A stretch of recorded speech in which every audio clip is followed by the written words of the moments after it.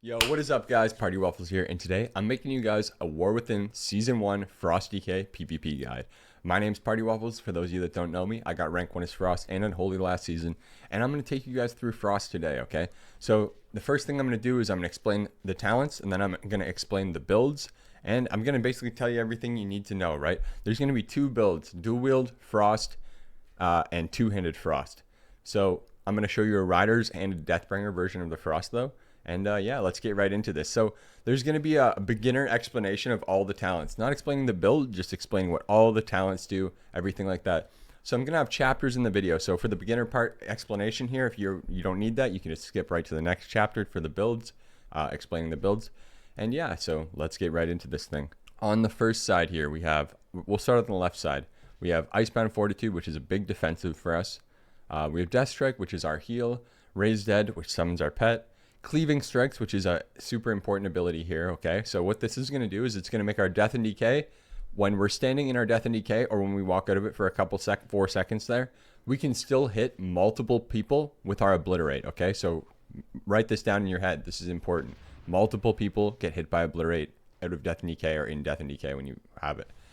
This just makes your Death Strike heal for more. This gives you some runic power generation. This is your kick to stop the enemy from casting spells. This is your blind to blind the enemy's offensive cooldowns, or blind for your setup, or however you want to use it. It's multifunctional. Anti-magic barrier is going to make your AMS, which is anti-magic shell. It's going to make that stronger. March of Darkness is going to make your Death's Advance a little faster, which is ability that you have right here. Unholy Ground, when you drop your Death and Decay, which is the thing that's going to make your Obliterate hit multiple people at once, you're going to get extra haste while standing in it. Control Undead is for PvE. This is just a node we have to take, but we can have Sacrificial Pack or Enfeeble. I'm actually going to put it to Sacrificial Pack. So what this does, it just sacrifices that pet for a heal there. This 40-yard grip, this is insane. I literally never play without this. It's just, no one can hide from you for your grip, right? They really can't. You just outrange them. Brittle, just some extra damage there. Death Pack, this is a defensive. In my opinion, it's a weak defensive though, because it has a negative effect. Veteran of the Third Wind, some stamina. This is just a passive shield. This is okay if you're dual wielding though. You'll actually get some value. Proliferating Chill. It's going to make your Chains of Ice hit 2 people at once, okay? This is it. I love this ability. You can chain people through the wall with it. It's godly. Icy Talons. This is going to give you some attack speed, which scales up multiple stacks. One thing about this is a dual wield build that we're going to be playing. So this is going to heavily synergize with things we're doing, okay? Anti-magic zone, just a big anti-magical zone, right? It just helps your party take less damage. Simple as that. They get in it, they take less damage, and there it is. Increases the effectiveness of your rune fort. It's just passive damage, healing. Soul Reaper, we don't play with this. It's bad. It's good in PvE, but Grip of the Dead.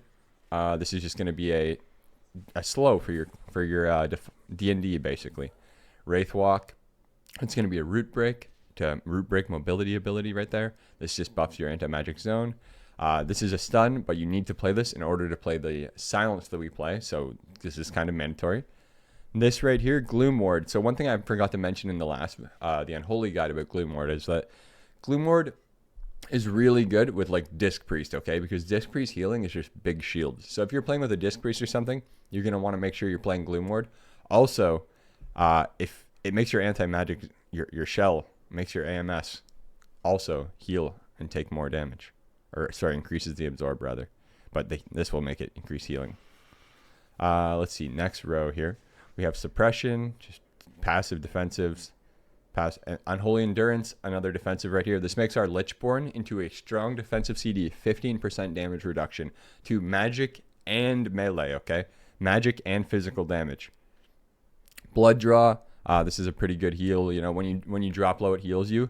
And apparently, every 45 seconds, you can get the Death Strike reduced cost. So this is actually really nice. You can juggle these talents around how you like, though, on the left side. Let me just make sure my cam's not in the way. I'll turn my cam off for a slight second while we explain the last couple here. So we're moving down to this row. Osmosis. Anti-magic shell increases healing received by 15%, okay? That's going to synergize with this. If you put your anti-magic shell on somebody on your team, they're going to take 15% more healing. So that's pretty good. This is just passive damage reduction. Well, I mean, attack speed reduction.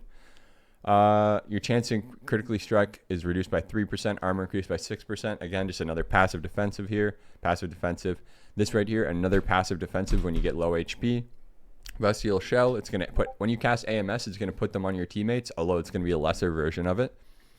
Death's Echo right here is going to give you 2 deaths advance, 2 death and decays, 2 death grips. This is fucking insane, okay? This is insane, especially with like the other talents like that synergize with it, like 40-yard grip, stuff like that. Subdued Grasp, when you pull an enemy, the damage they deal is reduced by 6%, so that's just another reduction. Passive defensive kind of. Well, when not passive if you use the grip like just for a defensive, but you're not really going to use grips for defensives too much as Frost. A-Bomb Limb, so this is like an AoE grip. It also does a little bit of damage. Unyielding Will, this makes it so your AMS is like, you can just dispel all the dots off you, right? Remove everything. It's kind of crazy in some situations. Rune Mastery is just passive strength, so it's going to be damage right there. And then Null Magic, again, is passive magic defense, which is really, really, really good, and CC reduction. So that's really, really strong, really good. Let me put the camera back on now. All right, so let's see. There you have the talents on the left side, okay? I'll just graze over the Rider talents on the way over. So Rider's Champ, you don't really have many options here. I'll tell you the choice nodes. So right here is a choice node. If you're playing full casters, I would go this one, right? Because it's going to be casting random AMSs on your team or on yourself and whatever. And it's going to be really good. Sorry, it's not on your team. It's just on your horsemen and you. But these are really, really good when you proc a random AMS against full casters. Really nice. If I'm not fighting against casters or magic damage, I would probably go Pact of the Apocalypse most of the time. This node, only this one works in PvP. In like arena and BGs. This one works outside for world PvP, so you can do that there.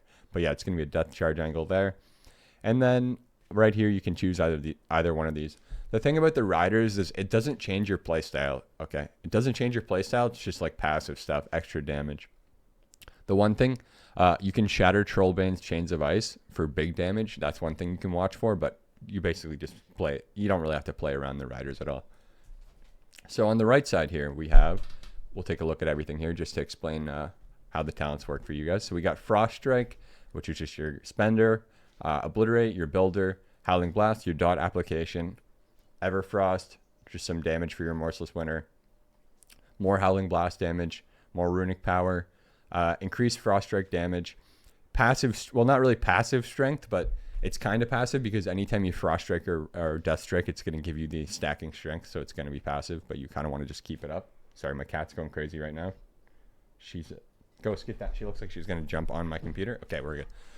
Sorry about that. We're good. All right, let's keep going through here now. So, Glacial Advance, more of a PvE thing. Pillar of Frost, this is going to be your big strength increase. This is going to be our one shot where our huge burst comes from, everything like that. Frost Scythe, it's kind of different now. It's just an instant AoE crit on everything that it hits, like multiple targets, but it's not really good in PvP. Biting Cold, Remorseless Winter damage increased by 35%. One thing to note, this could maybe be good in Battleground Blitz or something like that, but I don't know. I haven't really liked it personally myself from all my testing on the beta. Right here, choice node, Obliterate damage, or basically a Howling Blast build. Obviously, we're going to go for the Obliterate, even though Obliterate just got nerfed by 20%, but that's okay. Cold Heart, stacking damage when you press Chains of Ice. Not really good in PvP. Horn of Winter, it could be good in PvP, but the thing about it is that it's on the global, so it's on the GCD, so you have to, you can't press this while pressing something else, so it's going to take one of your globals, so it's not that good. Enduring Strength, this was actually just buffed yesterday. This is good. It's a sustained damage ability, right? Right here, it's going to shorten the cooldown of our Pillar of Frost, so again, that's going to be good, sustain, and kind of throw people out on a loop, right? So they can't just rotate their defensives perfectly with our 1 minute pillar. Frostwhelp's Aid, it's just going to be more damage. Empower Rune Weapon, again, this is going to be some haste and rune regeneration. This is really nice in your go, right? You won't be running out of runes. You're going to have a slight little bit of haste to get your stuff out a little faster. It's kind of nice. Chill Streak here. This is like a staple ability for Frost a lot of the time, right? For years. It's basically just a ball you throw, it bounces between the targets, and does damage. You can bounce it off yourself too, right? For the dual wield build, you don't really need it that much. For the two-hand build, it's nice, especially if you're not playing Deathbringer. It's kind of like a nice finisher. And then this talent's just buff it a bit. Cryogenic Chamber. I'm not using this in PvP because it's kind of breaking my blind for my go, so it's not so nice for me. But Yeah, it's just a little bit of damage with your Remorseless based on your Frost Fever damage. Gathering Storm, every rune you spend is going to make your Remorseless Winter last longer, okay? This is going to be really nice for solidifying your stun, because you need to get 5 stacks of it to stun people, so if they get away and it runs out, you're not going to stun them, right? Frostworm's Fury, this is nice, it's just your dragon. With the talent below it, it's going to turn your big dragon into a stun, right? So it's a reliable AoE stun that you have. And also, it's going to summon your horseman. Next, we have Inexorable Assault. This sounds really bad right now. I don't know why, but it's like the damage didn't scale up for some reason from last expansion. So, Murderous Efficiency. Consuming the Killing Machine's effect has a 25% chance to grant you 1 rune. So, whenever you use your Killing Machines, boom, just a rune regen. Bone Grinder, blah, blah, blah, damage. Obliteration. This is important to know and understand. So, when you press Pillar of Frost on and you have this Obliteration talent, every Frost Strike or Howling Blast that you press is going to give you a guaranteed Killing Machines proc, okay?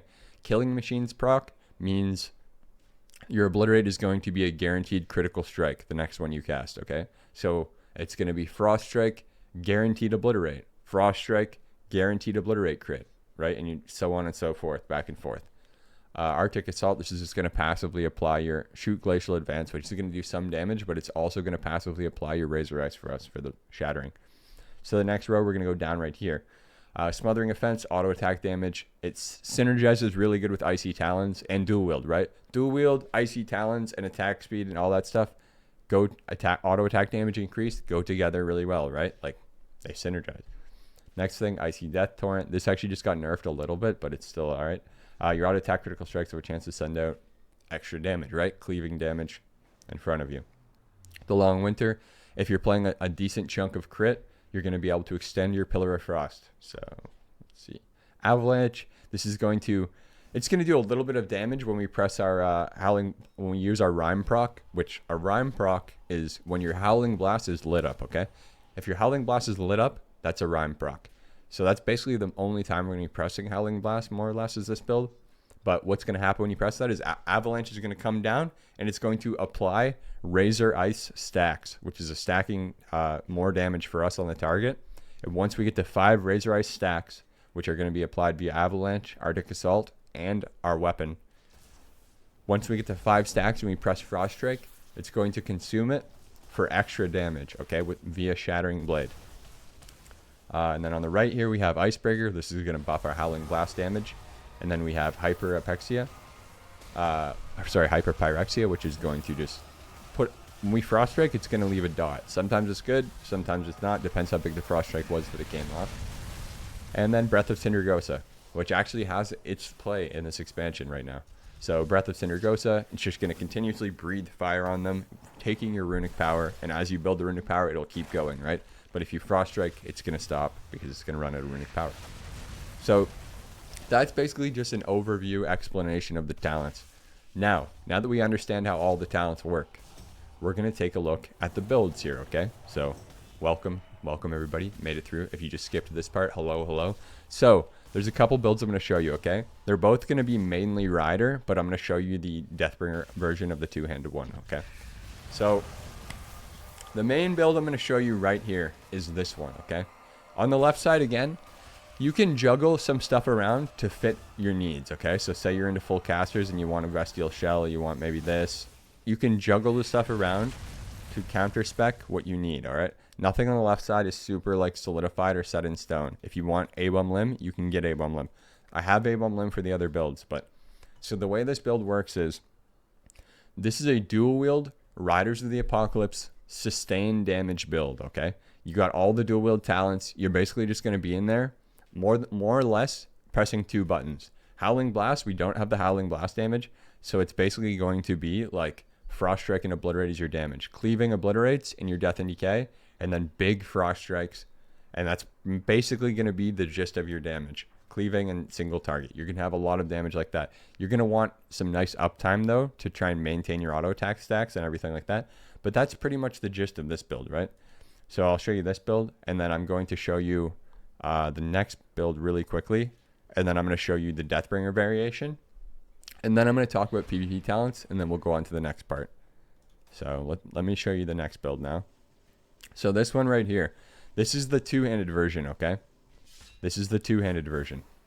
So notice how I have A-bomb limb, because two-hand is kind of built more around obliterate. Big cleaving obliterates, like I was explaining, is basically all your damage for two-hand. Sorry, let's just switch a couple things here. But yeah, so this is the two-handed version, all right? So it's pretty standard. If you played the last expansion, it plays more or less the same.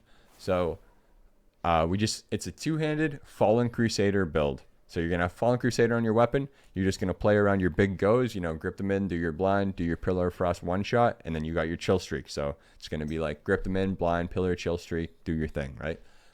If you wanted to play this, well, I'll show you the Deathbringer version in a second. So here's the two-handed rider version, okay? Typical standard playstyle. And then we're going to look at the Deathbringer version too. So the Deathbringer version, a lot of people like it with Breath of Sindragosa right now. So you could play it like this, right? Here's the two-handed Deathbringer version. 45-second goes, got the defensives correct. You can play it with either Dark Talons or Wither Away.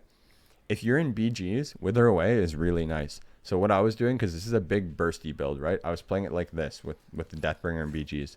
I would play Wither Away to make my dots extra big. And then what I would do is I would do my massive Pillar of Frost goes, right?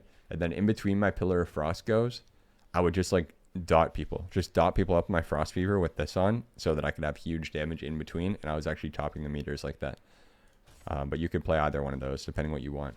But yeah, so here's the two-handed Deathbringer build, right? You can play it with Chill Streak if you want, or you could play it with Breath. Breath is going to build the Reaper's mark stacks super fast.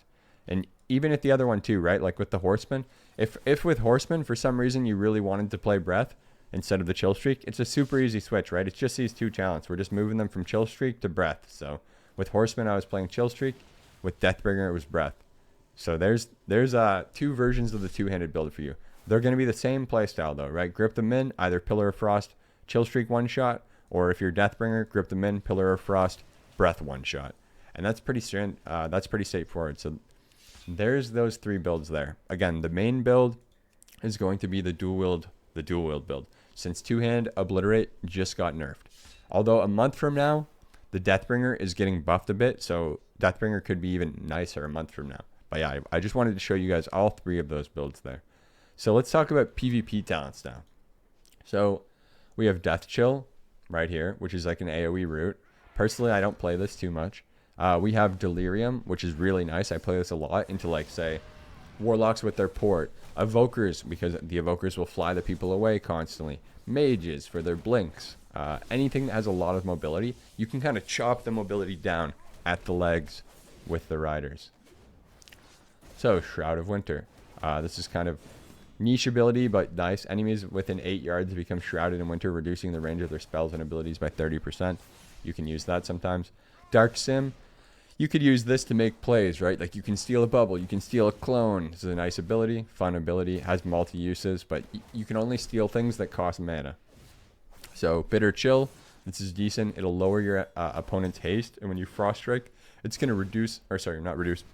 It's going to refresh the duration of your Chains of Ice when you Frost Strike them. One thing to note about this, if you're playing Bitter Chill with Proliferating Chill, it's going to Chains of Ice 2 targets, right? But it's not going to put the haste debuff on the second chains, from my knowledge. Rotten Wither, this is really bad. Kind of just forget this from your memory. Bloodforged Armor, this is nice into double physical damage because you can obviously press Death Strike and then take 20% less damage on top of all your other walls that you have. It's nice.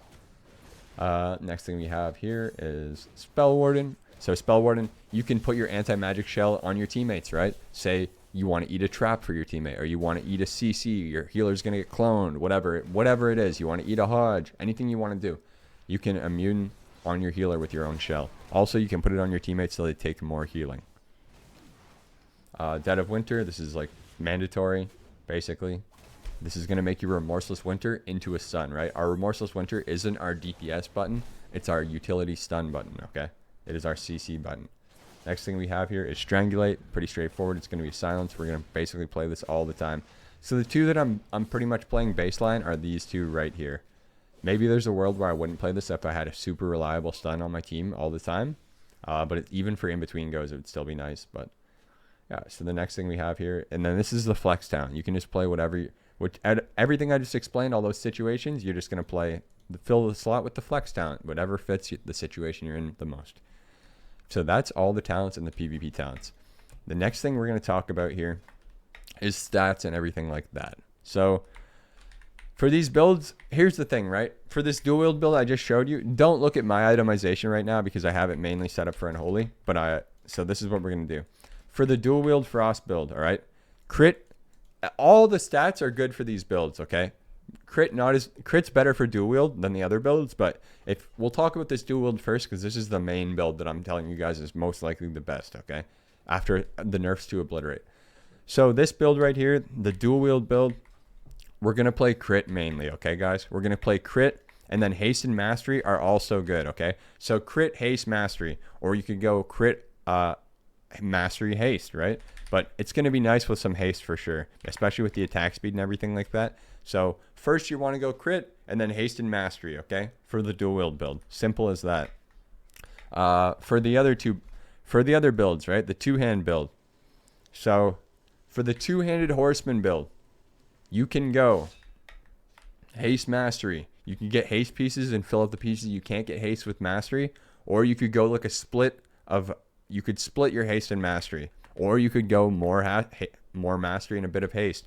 But the point I'm trying to make here is that you want some haste for all the builds. If you're dual wield, you want more crit, and if you're two-hand, you want some haste mastery. Crit's not really that important for two-hand, okay? Crit is for dual wield.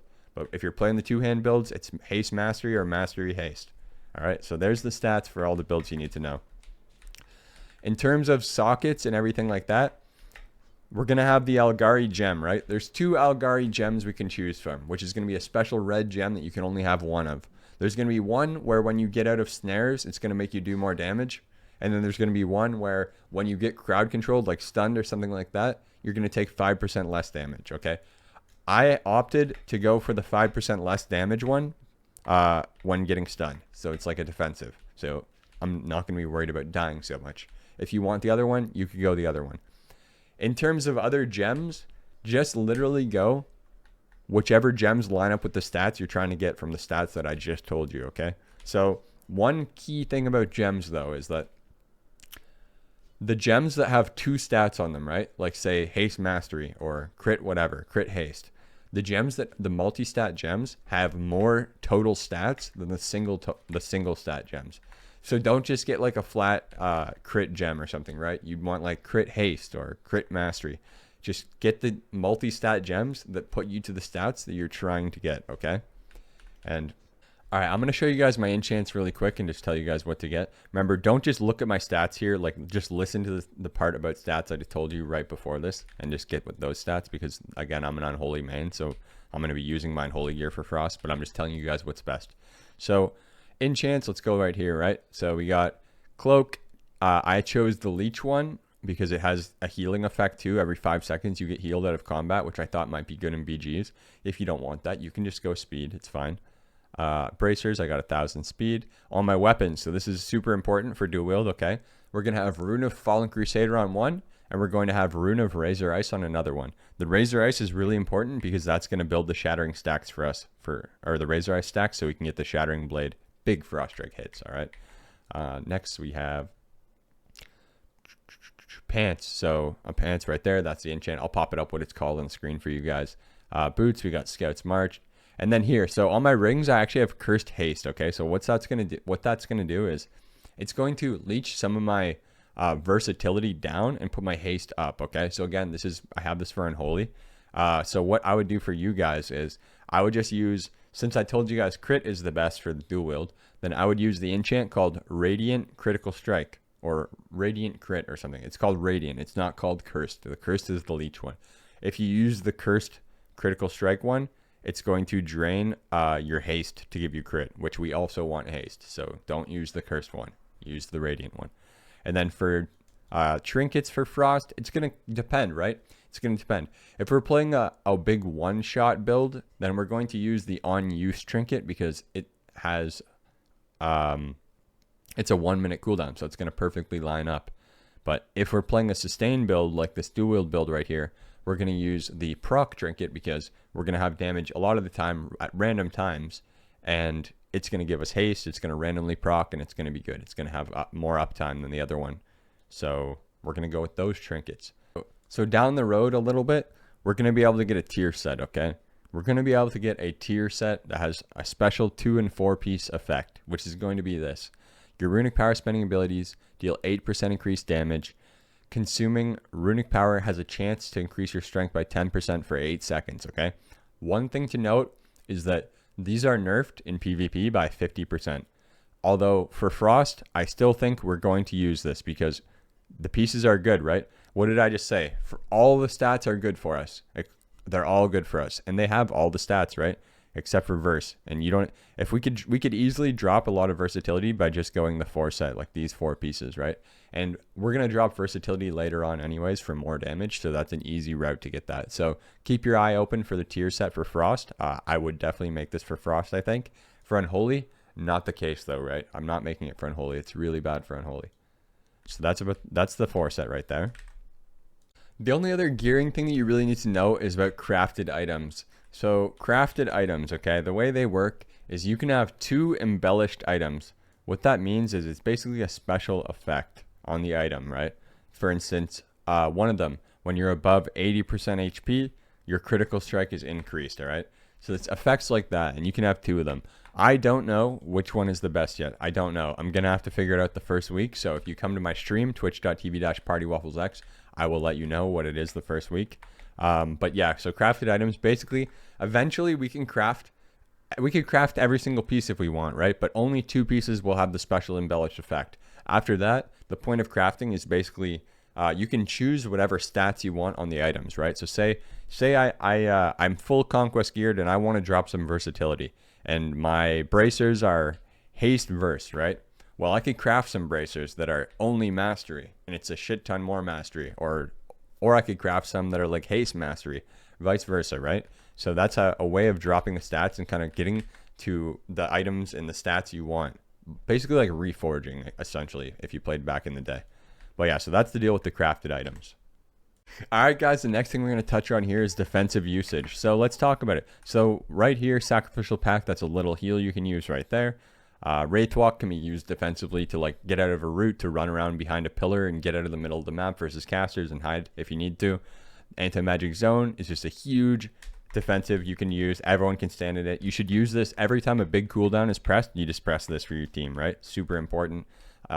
Assuming your healer's in CC or something, right? Like if somebody else presses something, you don't always want to press it, but it's just a good rule of thumb. The next thing we have here is blind. You can use this as a defensive, right? Say this is a 3v3 team. They pop all their cooldowns on me. Boom, blind them all. They have to sit that blind, and then all their cooldowns are being wasted, or they trinket, and then you can like stun them out or something potentially, right? You can use your dragon stun as a defensive to save yourself if you need. You can use your chains of ice as a defensive to kite away. And then here you have Lichborn is a 15% damage reduction right here because of Unholy Endurance. Big damage reduction right there. So you can use that as a defensive. You can use Icebound Fortitude as a defensive, 30% damage reduction. So you just kind of want to try to rotate these defensives. Outside of that, we have obviously our Anti-Magic Shell for magic damage. And then your Anti-Magic Shell can also be put on the enemy, or on your teammates. And then the last thing we really have here is Bloodforge, which is just going to be a PvP talent, where when you're playing this talent and you press a Death Strike, you're going to have a 20% damage reduction for 3 seconds. So you can kind of just rotate around Death Strikes and keep the thing up. The other thing, obviously, is just going to be your straight up Death Strike, right? So Death Strike, when you take a bunch of damage at one time, Death Strike is going to heal you more, but you can only have one big heal off that set of damage. You can't just keep spamming big heals off the one same amount of damage. Yeah, they changed the way the Death Strike works, so now you can't just keep spamming it and just take massive heals off one amount of damage that you took. So it's not as good to spam anymore. And that's how you live. All right, well, now that we know how to live, let's talk about how to do damage. So I'm mainly going to show you how to do damage with the dual wield build, because that's the main feature build of this guide, right? Obliterate got nerfed, so the 2-hand build is weaker in my opinion. So it's going to mainly be focused around this. So let's just talk about burst rotations first. I'm going to show you guys 2 burst rotations, and they're going to apply to both builds, okay? Like if you want to play 2-hand, the only difference is going to be when we pop Pillar of Frost for the go, we're just going to pop a Chill Streak with the 2-hand build. Or if we're playing Deathbringer Reaper, we're going to pop Pillar of Frost Reaper's Mark instead of the Chill Streak. So yeah, if you have the Reaper's Mark, that's basically your Chill Streak. If you don't have Reaper's Mark, Chill Streak is your Chill Streak. And if you have Breath, you can just throw that right after the Reaper's Mark when you're popping. But yeah, so let's show you the dual wield damage first. So we'll show you the dual wield burst rotation, then I'll go over just general damage after the burst rotation. So it's going to be like this, right? Say you ideally in a perfect world, you're going to have multiple people stacked up. Most of the time they won't just naturally stack up for you though. So you're going to have to ideally grip blind, okay? You're going to grip the healer in to your blind go. And then you're going to blind them and you're going to stun them and you're going to one shot, right? There's a couple different ways to get to the blind stun though. So one of our stuns is Remorseless Winter, which is a stacking, look at, I'll just show you. It's a stacking stun, right? Five stacks, everybody's going to get stunned. So that's one of our stuns that we have. That's the less reliable of the two stuns, okay? And the other stun that we have is Frostworm's Fury. So there's going to be two ways to stun them. One way, the reliable way, and one way, the sketchy way. But both are going to, at the end of the day, hopefully get the same thing done. So the most reliable way to stun them is going to be with your Frostworm's Fury, because there's not going to be a gap between the blind and the stun. And also, when you summon your Frostworm's Fury, you're going to summon your Horseman, okay? So your opener go is probably going to be a Frostworm's Fury go most of the time, just to get your Horseman out to start doing damage. So I'll show you the go with the Frostworm's Fury first, and then I'll show you the go without the Frostworm's Fury. So with the Frostworm's Fury, this is essentially what we're trying to execute, okay? We want to have a Death and Decay down, because you guys know with Death and Decay is going to make our Obliterate hit multiple targets. So we want to have a Death and Decay down under them while they're stunned is our whole goal. So how we're going to execute on this is this is going to be the rotation with the dragon. And what's going to happen is they're going to get stunned out of the blind by the dragon. And then out of the dragon stun, they're going to get stunned by the Remorseless Winter. And then we're going to silence them out of the Remorseless Winter stun. So it's going to be a large CC chain while they're taking a lot of damage. So the rotation is going to be like this for this combo, okay? It's going to be blind, Death and Decay, Remorseless Winter, dragon, and then just do your normal one-shot damage. So that's going to be the rotation. Let me show you guys what it looks like now. All right, so it's going to look like this. So it's going to be blind, Death and Decay, Remorseless Winter, dragon, Pillar of Frost, and then we're just going to do the obliteration thing I explained earlier, which is going to be press the light up button and then press obliterate. So it's going to be Frost Strike, obliterate, Howling Blast, obliterate, but you're going to prioritize the obliterate crit. So the only reason we're pressing Frost Strike or Howling Blast during the Pillar of Frost is essentially just to make our obliterate a crit. But remember, if you have a 5 stack of Razor Ice like this and you press Frost Strike, it's going to be a big hit. So try to prioritize a 5 stack Frost Strike obliterate so you can get the big hit. But let me show you again. Okay, so watch the crowd control again, right? We're going to notice how we don't leave a single gap. So it's going to be blind, Death and Decay, Remorseless, Pillar Frost, dragon, and then watch. He's going to get stunned out. See, into Remorseless, into a silence, okay? And that's perfectly the combo right there. While again, you're cleaving cleaving your obliterates, and you're just weaving Frost Strike obliterate, Howling Blast obliterate, depending. But the only time you're going to weave the Howling Blast in the Pillar of Frost is if it lights up, okay? If it lights up and there's multiple targets together. Other than that, you're going to prioritize the obliterate if it's lit up. Like say if you have 2 obliterate crits, you'll just press it twice in a row, right? And then you can Frost Strike after to get another crit, or you can Howling Blast to get another crit, depending what you have procs for. And that's basically all the damage is for this build. That's basically it, right? And then I'll show you the other burst rotation though now. Or sorry, I'll show you the other CC. So the other stun, right? So that was when you have a dragon stun, like for the opener.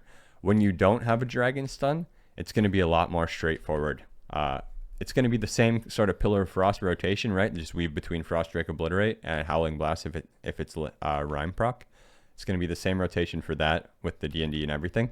But the difference is going to be you're just going to be using Remorseless Winter for the stun and not Frostworm. So since we're using Remorseless Winter for the stun, we're going to be pressing Remorseless Winter before Death and Decay instead of after, okay? Because we want to start picking up the Remorseless Winter stacks right away. So what this combo is going to look like without the dragon is just like this, right? It's going to be blind, it's going to be Remorseless Winter, Death and Decay, and then you're just going to do the same Pillar of Frost one shot.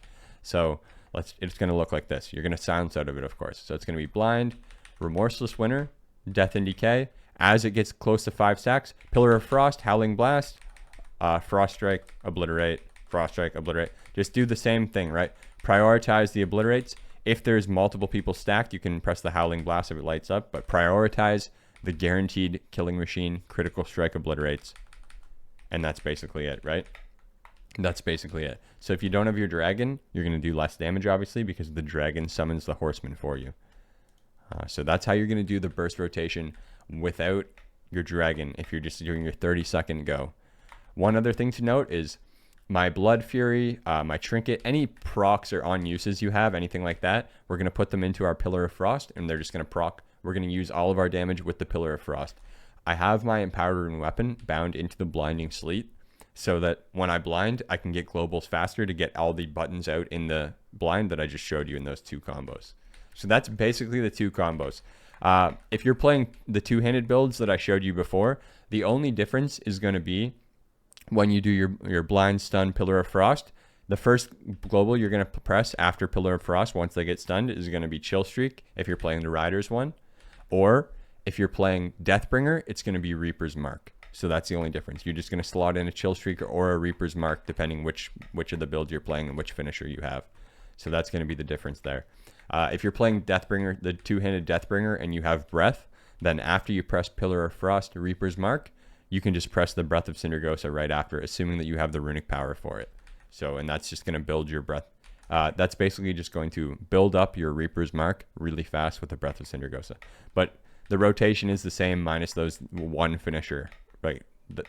Minus the 1 finisher that you press when you press Pillar of Frost, the rotation is going to be the same, right? Just get the stun, press the pillar, do your, and then min-max your obliteration during your Pillar of Frost while in cleaving strikes, because the critical obliterates will hit multiple people.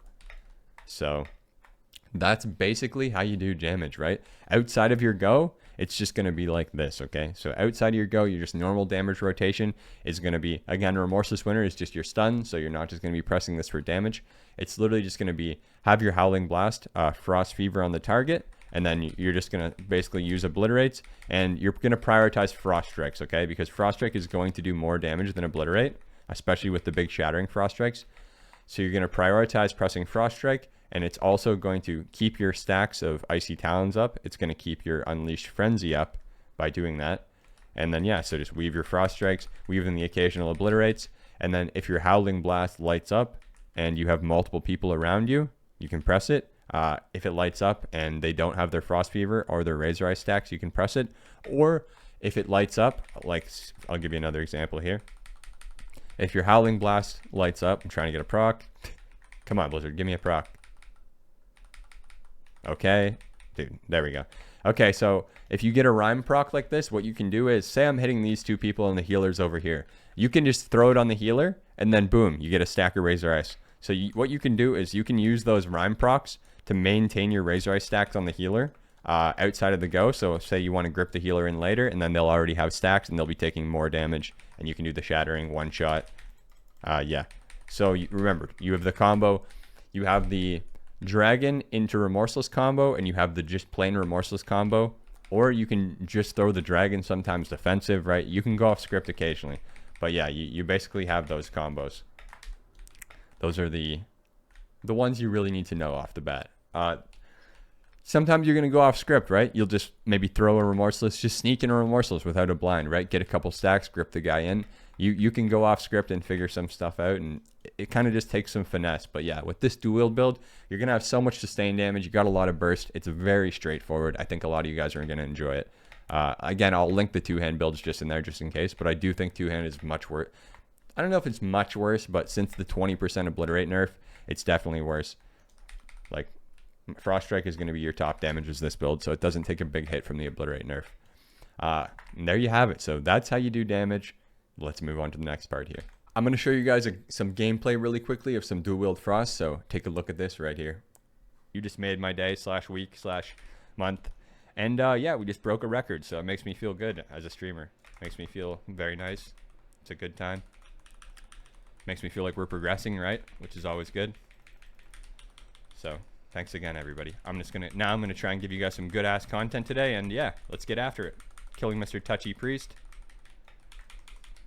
Drop a zone here. Big Shatter. Oh, killing Fatherless DK. Sharpening. One of these. Big Shatter. EPS is this guy.